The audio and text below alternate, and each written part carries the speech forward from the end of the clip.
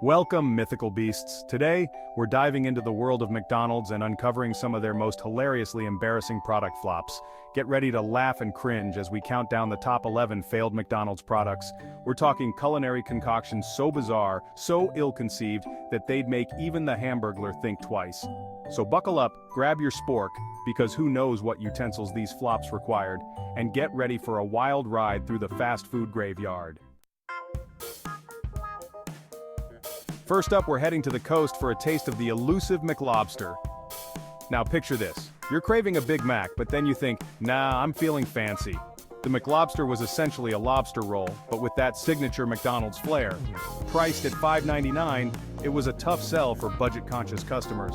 The McLobster made sporadic comebacks in coastal regions, but never became permanent. Next, we're jetting off to the land of the rising sun for a taste of the McGratin croquette. Imagine this. Creamy macaroni gratin, breaded and deep-fried, served on a bun. Sounds like a heart attack waiting to happen, right? Well, that's pretty much what the McGratin croquette was. It was like a mashup of comfort food gone wrong, a culinary Frankenstein's monster that left customers scratching their heads. Maybe it was the odd combination of textures, creamy, crunchy, and bready all at once. Whatever the reason, the McGratin croquette failed to capture the hearts, or stomachs, of Japanese consumers and quickly faded into obscurity. It's a reminder that even in a country known for its love of all things fried, there are some culinary boundaries that even McDonald's shouldn't cross. Aloha, and welcome to the story of the Hula Burger, a tale of good intentions gone awry.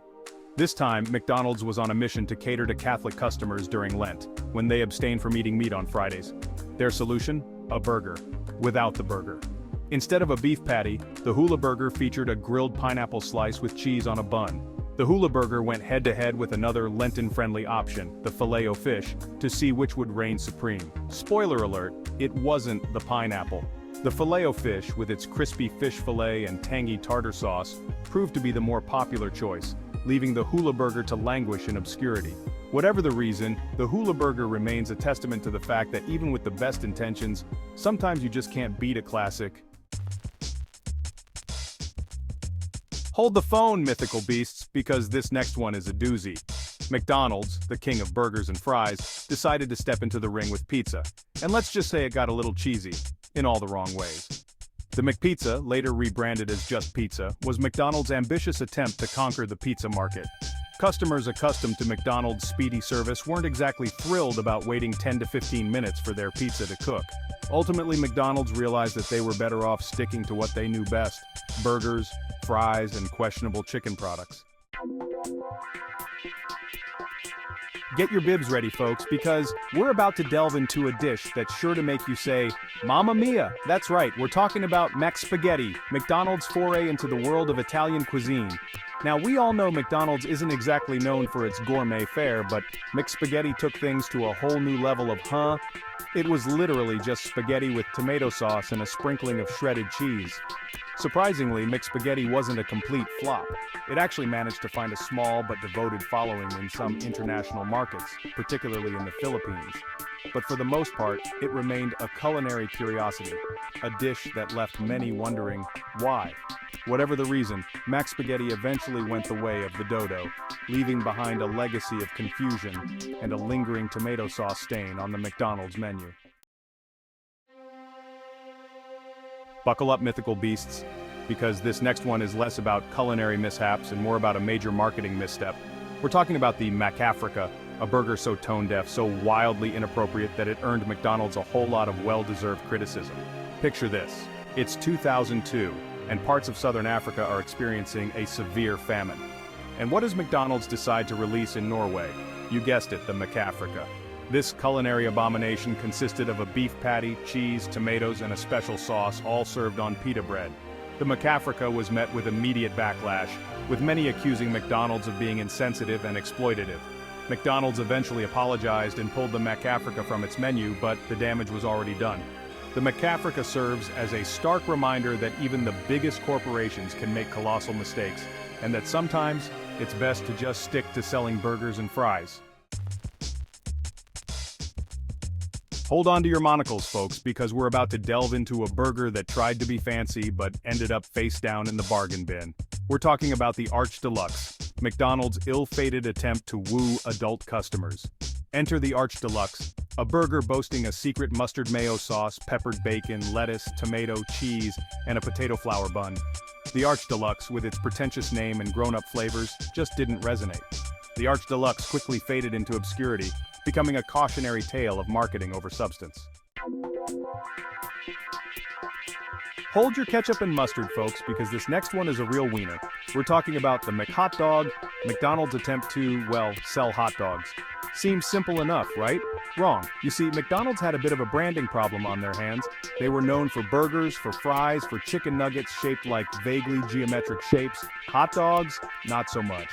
The McHotDog itself wasn't necessarily bad. It was a perfectly acceptable hot dog served on a bun with your choice of toppings, but it just felt out of place on the McDonald's menu.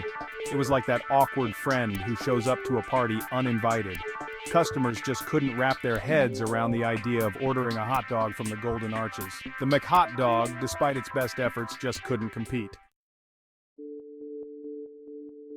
Get ready to recycle, mythical beasts, because this next one is a real environmental offender.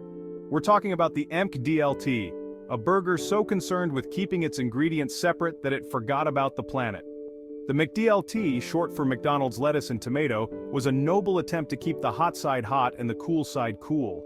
To achieve this culinary feat, McDonald's created a special two-sided container made of polystyrene, a material that's great at insulation but terrible for the environment. The McDLT's bulky, non-biodegradable container quickly became an environmental nightmare, contributing to landfills and earning McDonald's a whole lot of criticism. Faced with mounting pressure, McDonald's eventually discontinued the McDLT, proving that even the best intentions can sometimes have unintended consequences. Fasten your calorie counters, folks, because this next one is a lesson in how not to do healthy fast food. We're talking about the McLane Deluxe, McDonald's attempt to appeal to the health-conscious consumer. The McLane Deluxe was marketed as a lower-fat alternative to the classic Big Mac. The secret to its reduced calorie count? Seaweed. The McLane Deluxe, despite its initial success in taste tests, failed to win over customers. Perhaps it was the slightly off-putting texture of the seaweed-infused patty, or maybe it was the fact that people going to McDonald's weren't exactly looking for a diet-friendly option. Whatever the reason, the McLane Deluxe went the way of the treadmill, a reminder that sometimes you just can't outsmart a craving. Hold your flame-broiled crowns, because this final flop is a story of rivalry, ambition, and ultimately, defeat. We're talking about the Big and Tasty, McDonald's attempt to dethrone Burger King's Whopper. It featured a quarter-pound beef patty, ketchup, mayonnaise, onions, pickles, and tomato on a sesame seed bun. Despite its name, the Big and Tasty couldn't match the Whopper's smoky flavor and juicy simplicity. Imitation might be flattery, but in fast food it's not always a recipe for success. And there you have it, folks. 11 McDonald's products that didn't quite make the cut. Which one do you think was the most ridiculous? Let us know in the comments below. And don't forget to like and subscribe for more fun and quirky content. Until next time, keep it mythical.